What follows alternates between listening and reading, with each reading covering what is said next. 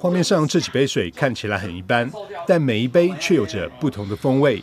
業者從水質出發，結合先進濃縮礦物質調和技術，研發出穩定且能客製化的調和水系統，要讓大眾喝出水的價值。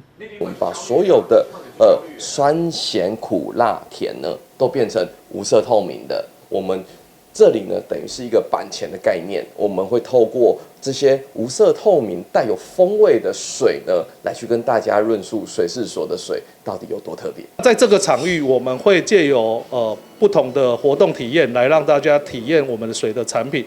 那大家會針對水的產品，就是知道它的一個可行性。那未來我們也會從事水事業的 B2B 跟 B2C， 甚至 B2H， 就是家用的一個部分。全台第一家以水為主角的體驗店，6日在南門路正式開幕。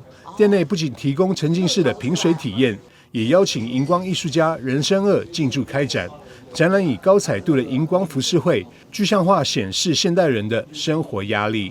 水其實是透明的，它是沒有量體的，所以它一下就從指縫中流走。那其實焦慮的情緒也是說來就來，那不知道什麼時候會走，什麼時候會來。但焦慮過頭就不好，就變成那個憂鬱症，是吧？